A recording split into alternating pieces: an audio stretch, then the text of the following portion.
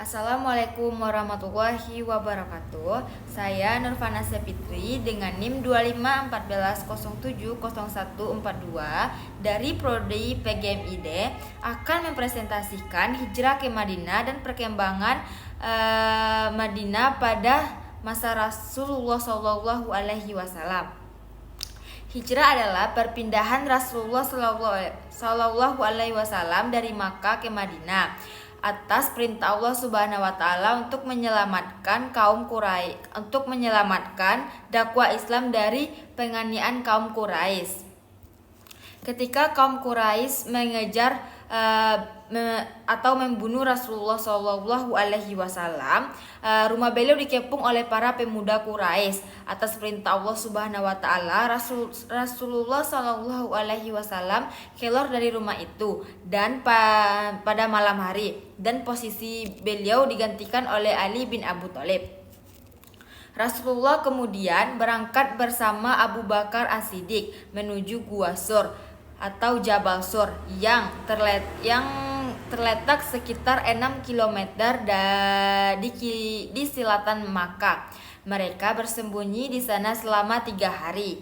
Kaum Quraisy terus mencari Rasulullah Shallallahu Alaihi Wasallam dan bahkan menawarkan hadiah 100 ekor unta bagi siapa saja yang bisa menemukan beliau dalam keadaan mati ataupun hidup. Saat para pengejar sampai di depan Gua Sur, mereka melihat sarang laba-laba atau burung merpati dan burung merpati yang sedang bertelur.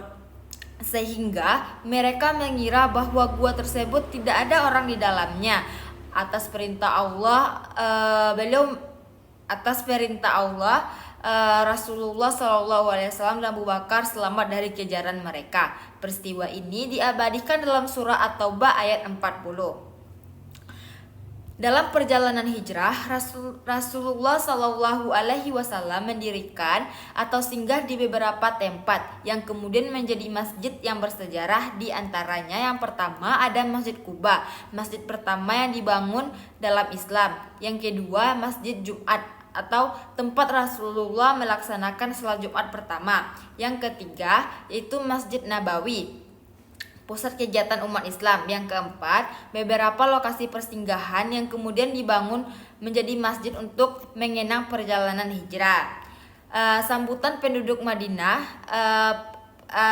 pada saat Rasulullah tiba dengan penuh kegembiraan oleh penduduk Madinah. Mereka menyambut beliau dengan syair yang terkenal dengan Tala'al Badru Alaina. Tujuan hijrah Nabi Muhammad yaitu bukan hanya untuk menyelamatkan diri dari ancaman Quraisy, akan tetapi juga untuk membangun masyarakat Islam, menyusun strategi dakwah yang lebih luas, serta mendirikan pemerintahan Islam dan mewujudkan persatuan umat. Perkembangan Islam di Madinah. Setelah hijrah, Rasulullah Shallallahu Alaihi Wasallam dan para sahabat terus berdakwah kepada seluruh penduduk Madinah. Mayoritas penduduk Madinah yaitu terutama suku Aus dan suku Khazraj menerima ajaran Islam dengan baik dan berjanji akan membantu Rasulullah Shallallahu Alaihi Wasallam. Sebelum Islam datang, kedua suku tersebut sering berperang. Setelah masuk Islam, mereka bersatu dalam persaudaraan. Sementara itu, sekelompok Yahudi tidak menyukai perkembangan Islam karena merasa pengaruh mereka berkurang. Sebagian dari mereka kemudian berusaha melemahkan umat Islam. Pada saat itu, Rasulullah Shallallahu Alaihi Wasallam membangun masyarakat Islam di Madinah. Yang pertama yaitu Bait Aqabah. Sebelum hijrah, penduduk Yathrib atau Madinah telah melakukan perjanjian dengan Rasulullah Shallallahu Alaihi Wasallam yang dikenal dengan Bait Aqabah pertama pada tahun 612 Masehi. Yang mana isi perjanjiannya yang pertama yaitu tidak akan menyekutukan Allah, tidak mencuri, tidak berzina, tidak membunuh anak-anak dan tidak berdusta, dan taat kepada Rasulullah Shallallahu Alaihi Wasallam. Yang kedua, Bait Aqabah kedua pada tahun 622 Masehi, yang mana dalam perjanjian ini penduduk Yatsrib berjanji yang pertama melindungi Rasulullah Shallallahu Alaihi Wasallam, membela Islam, dan bersedia menerima kaum muhajirin. Perjanjian ini menjadi jalan bagi hijrah ke Madinah. Dasar-dasar masyarakat di Madinah dasar-dasar masyarakat Islam di Madinah. Yang pertama, mendirikan masjid. Setelah tiba di Madinah, Rasulullah Shallallahu Alaihi Wasallam membangun masjid. Yang pertama, Masjid Quba dan Masjid Nabawi. Fungsi masjid pada saat itu yaitu tempat ibadah, pusat pendidikan, tempat musyawarah, serta pusat pemerintahan. Yang kedua, mempersaudarakan muhajirin dan ansar. Rasulullah Shallallahu Alaihi Wasallam mempersaudarakan kaum muhajirin yaitu pendatang dari Mekah dan kaum ansar yaitu penduduk Madinah.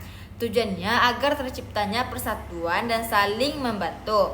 Yang ketiga, membuat piagam Madinah. Rasulullah Shallallahu Alaihi Wasallam membuat piagam Madinah yaitu perjanjian antara umat Islam, Yahudi, dan kelompok lainnya. Isi pokok piagam Madinah yaitu yang pertama, kebebasan beragama. Yang kedua, kerjasama sebagai keamanan. Yang ketiga, persamaan hak dan kewajiban. Yang keempat, penyelesaian masalah secara adil. Piagam Madinah dianggap sebagai salah satu konstitusi tertulis pertama di dunia.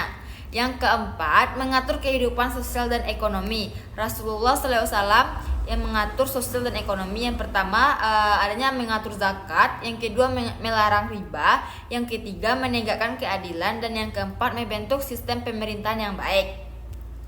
Strategi dan metode dakwah di Madinah. Strategi dakwah Rasulullah Shallallahu Alaihi Wasallam pada saat itu yang pertama, untuk memperkuat Islam, Rasulullah membentuk negara Madinah. Yang kedua, mengadakan perjanjian dengan berbagai kabilah. Yang ketiga, menyiapkan pertahanan negara. Yang keempat, mengirim dari berbagai daerah. Yang kelima, menjaga persatuan umat.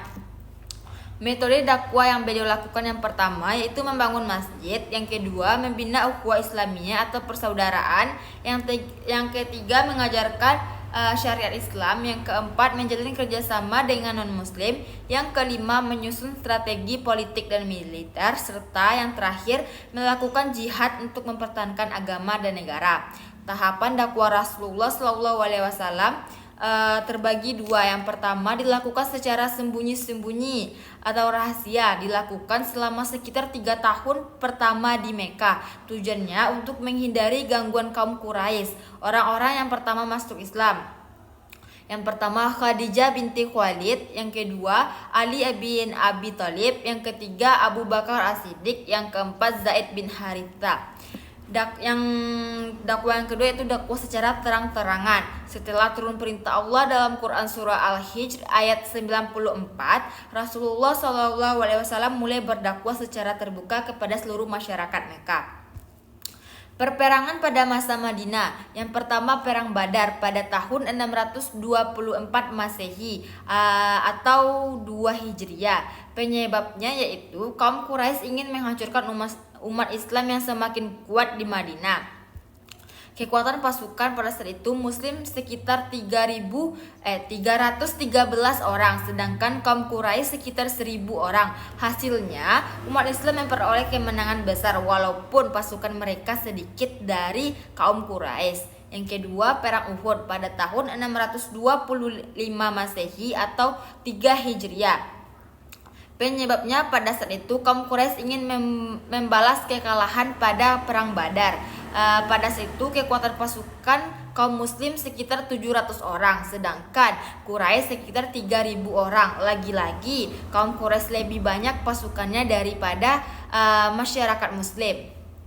Hasilnya pasukan muslim mengalami kerugian karena sebagian pemanah meninggalkan posnya sehingga strategi perang terganggu. Yang ketiga, Perang Kandak yaitu atau Perang Ahzab pada tahun 627 Masehi atau 5 Hijriah. Penyebabnya gabungan Quraisy, Yahudi, dan suku-suku Arab yang menyerang Madinah.